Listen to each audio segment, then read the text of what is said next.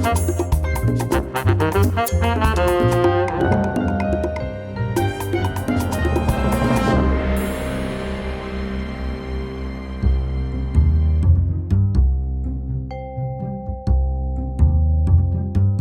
first thing we really think about when mounting an artwork for storage is what size does it need to be.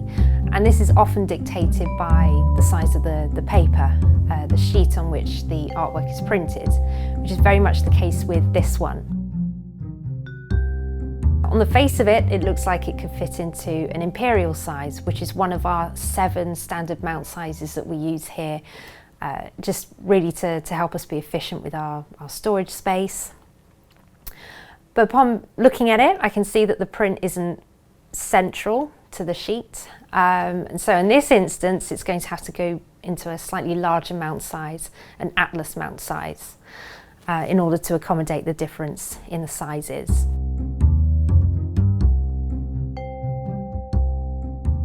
We tend to use about a 5mm gap from the print edge. There's no hard or fast rule about it, we just tend to use 5. And then whatever is necessary to take into account any inscriptions, the artist's signature and a title of the print.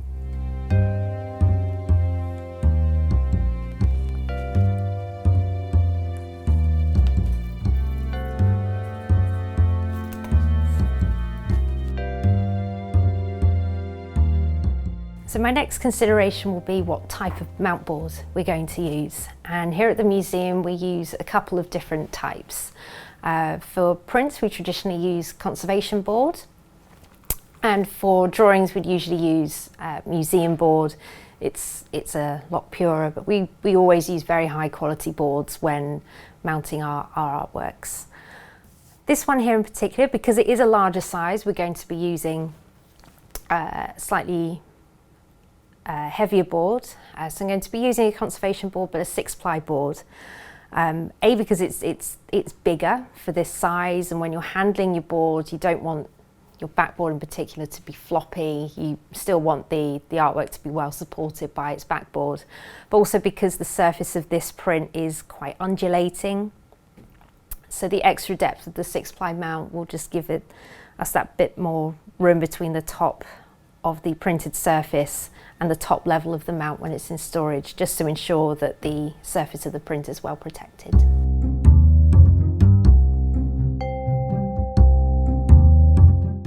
I'm just going to cut the mount on our manual mount cutter. So all I've done is I've just set the stoppers to where I need the stoppers to be, and I'm just going to pop the blade in and just cut in a clockwise direction.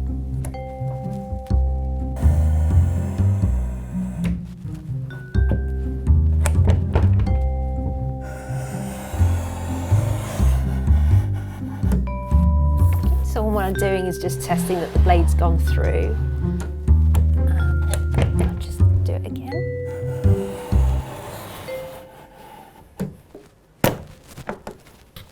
You can see the blade went through fully that time.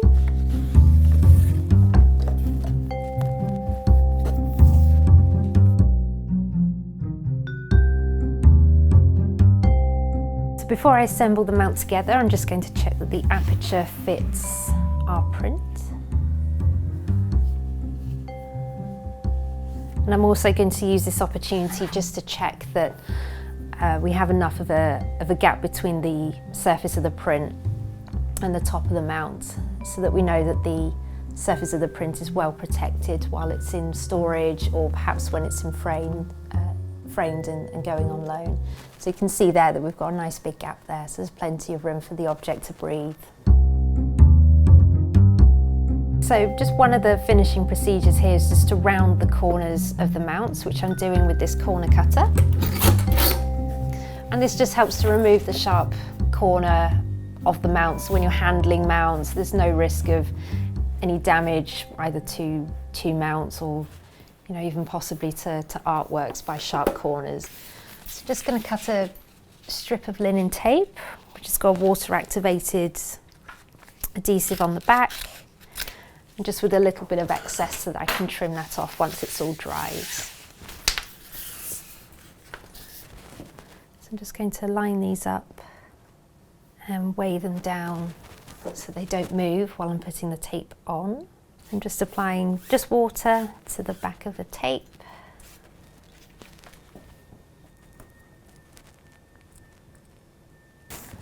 Just to make sure I've got a good bond. I'm just going over this with a bone folder. I'm just inserting some silicone release.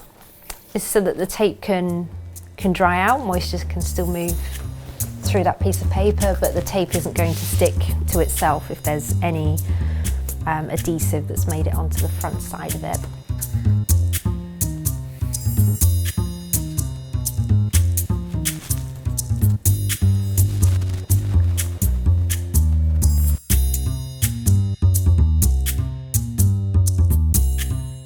So the linen tape has been drying with the mount for about an hour now. So I'm just going to remove the weights and trim off the excess tape with a scalpel. I'm just going to finish off the edges and smooth the aperture edge with a bone folder.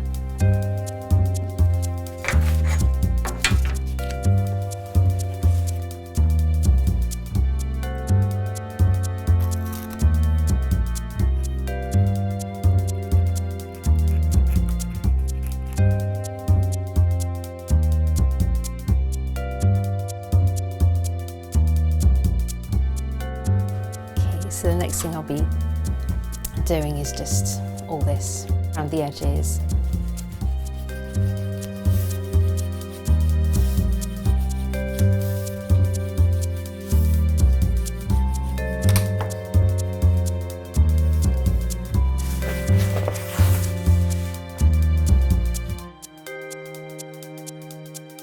One of the more traditional aspects of our mounts, as I'm sure you might have noticed from when you've seen them, is that we still stamp our mounts. We have set guidelines for when we're stamping our mounts.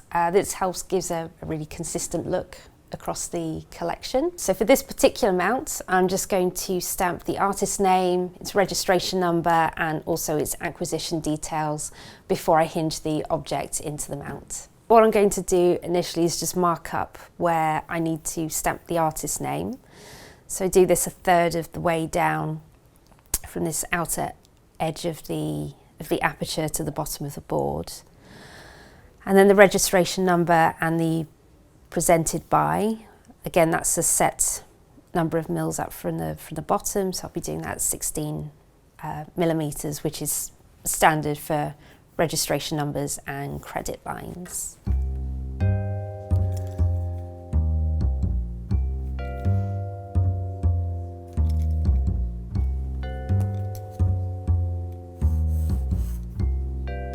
If it's a print, we stamp the artist's name centrally in a third down. It's slightly different if it's a drawing. We stamp it 3 millimeters below this line here, just to help differentiate quickly visually between a print and a drawing.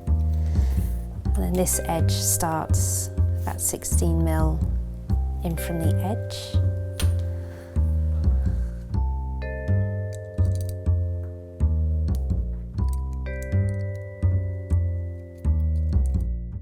This one's a burnt umber.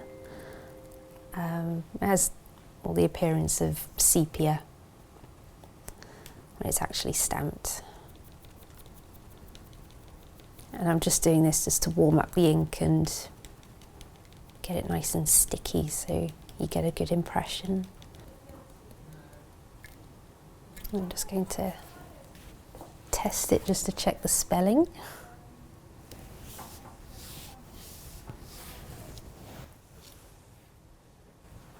Got that, so I'm happy with that. So I've just got a little bit of board underneath here because I'll be resting my stamp on this particular screw and I just want to avoid an impression.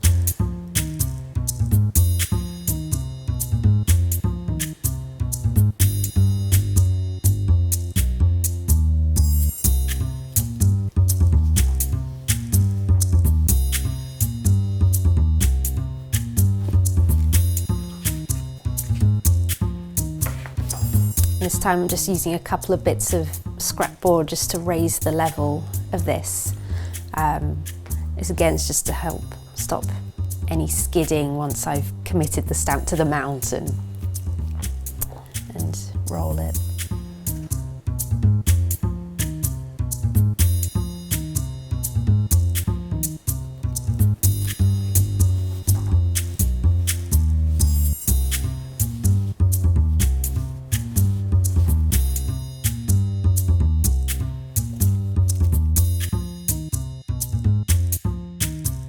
I'll be using a Japanese paper to hinge the object into its mount.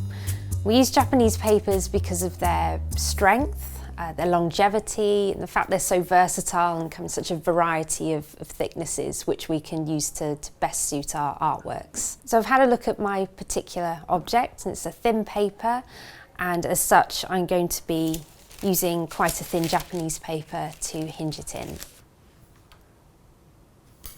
So I'm just using the back of the blade just to get a scored edge as opposed to a straight cut with the blade.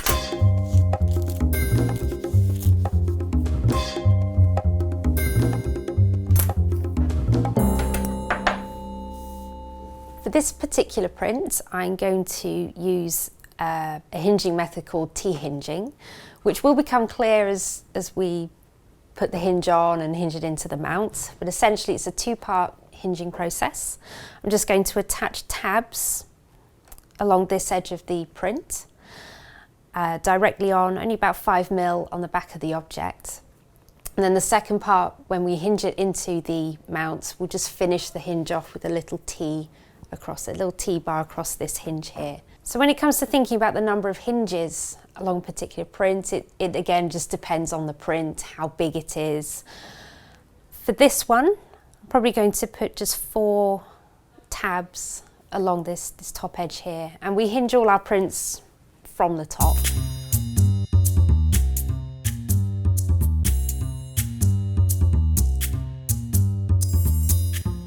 So I've cut 4 these initial tabs, all exactly the same size, and I'm just going to position them equally along the top edge of this print.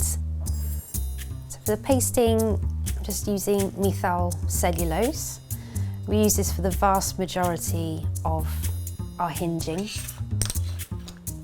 Alternatives that we would regularly use would be wheat starch paste if we were to be hinging a parchment, or occasionally we'll get a print that's on textiles. I've just pasted out about 5mm on the back there, and I've just set it slightly in so that there's a bit of hinge that at the moment isn't attached there, so it's got a little bit of freedom of movement.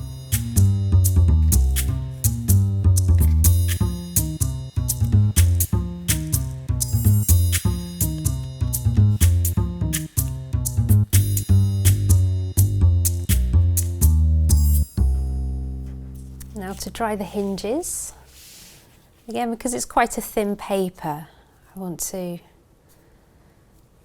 make sure that I can dry it relatively efficiently to avoid any cockling.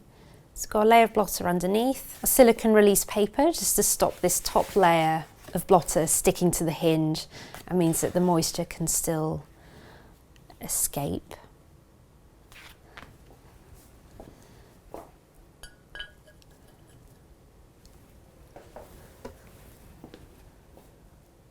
And then I shall leave these hinges underneath weight for about an hour just to ensure that they've fully dried out before we hinge it into its mount.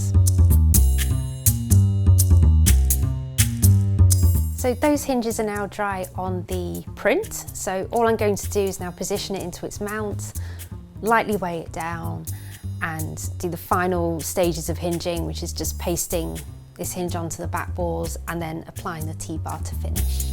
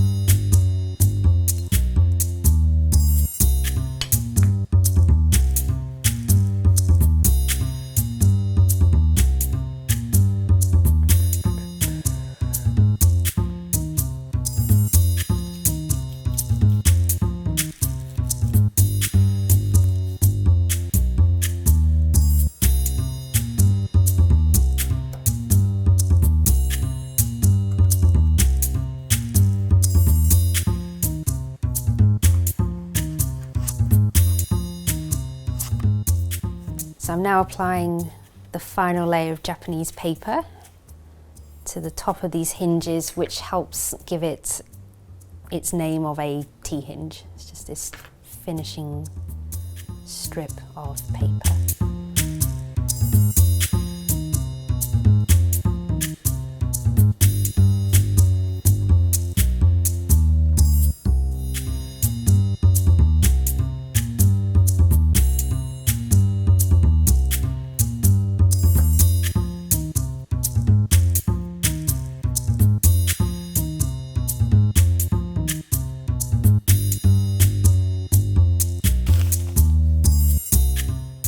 Again, I'm just applying the layer of silicone release,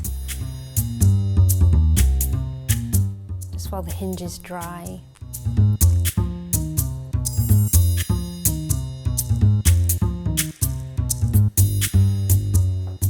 So the hinges have been drying for a time now, and they're now completely dry.